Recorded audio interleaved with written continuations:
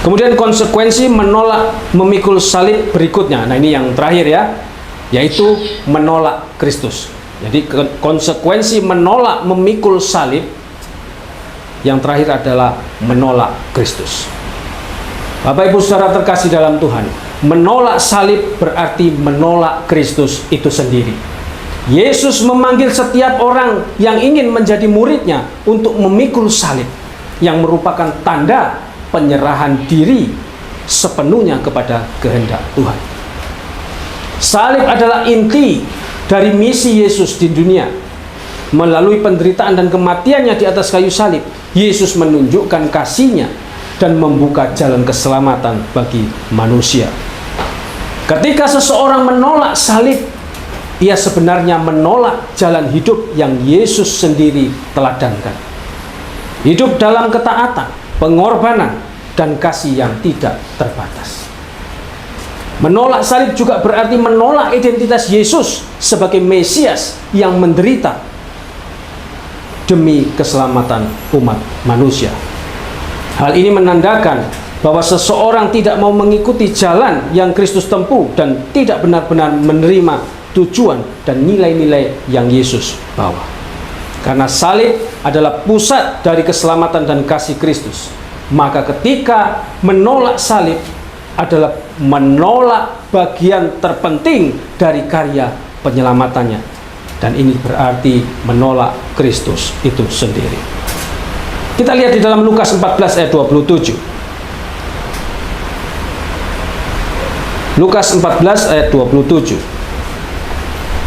Dikatakan di sana, barang siapa tidak memikul salibnya dan mengikut aku, ia tidak dapat menjadi muridku.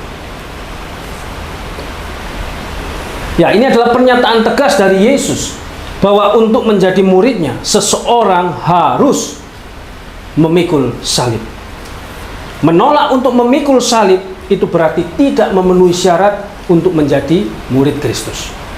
Dengan kata lain, siapa menolak salib, sesungguhnya dia sedang menolak Kristus itu sendiri. Yohanes 12 ayat 25. Yohanes 12 ayat 25. Barang siapa mencintai nyawanya, ia akan kehilangan nyawanya.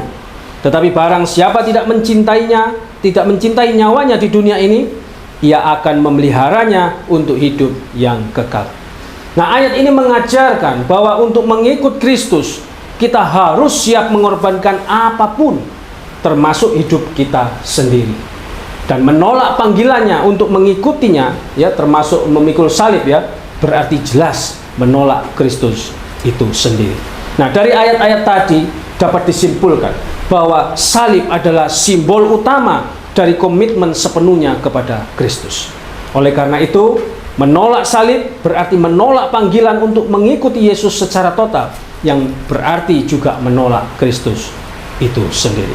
Bapak Ibu Saudara kasih dalam Tuhan, keempat konsekuensi ini menunjukkan bahwa menolak memikul salib adalah pilihan yang membawa kerugian besar dalam kehidupan kekal dan juga dalam hubungan dengan Allah.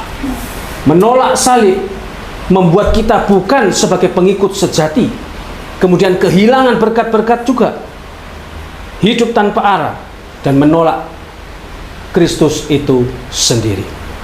Dengan memikul salib, kita memilih jalan yang mungkin sulit, tetapi penuh dengan sukacita dan kedamaian.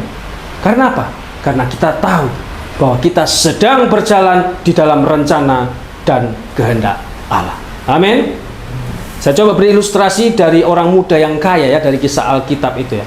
Seorang pemuda kaya yang datang kepada Yesus dengan pertanyaan yang tulus. Guru, perbuatan baik apakah yang harus kulakukan untuk memperoleh hidup yang kekal?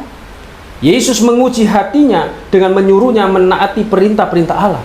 Dan ia mengklaim bahwa ia telah melakukannya sejak masa mudanya. Namun, Yesus melihat ada sesuatu yang menghalangi hatinya untuk sepenuhnya menyerahkan dirinya kepada Allah. Yesus berkata kepadanya, "Jikalau engkau hendak sempurna, pergilah, jualah segala milikmu dan berikanlah itu kepada orang-orang miskin, maka engkau akan beroleh harta di sorga. kemudian datanglah kemari dan ikutlah aku. Namun apa yang terjadi? Ketika mendengar itu, pemuda tersebut pergi dengan sedih. Karena apa? Karena dia sangat-sangat kaya. Ia mencintai hartanya lebih dari panggilan untuk mengikuti Kristus. Ia tidak mau memikul salib berupa pengorbanan harta duniawi yang menjadi penghalang antara dirinya dan Allah. Pemuda kaya itu menolak salib, dan dengan itu dia menolak Kristus. Dia lebih memilih kenyamanan duniawi daripada hidup kekal bersama dengan Yesus. Nah, kisah ini mengingatkan kepada kita bahwa salib yang harus kita pikul seringkali menyangkut apa yang paling kita cintai di dunia ini. Nah, contohnya tadi ya, seperti harta, ambisi, kemudian hubungan-hubungan yang tidak jelas, atau juga bahkan kenyamanan. Jika kita tidak rela meninggalkan apa yang menjadi penghalang antara kita dan Allah, kita sebenarnya menolak panggilan Kristus.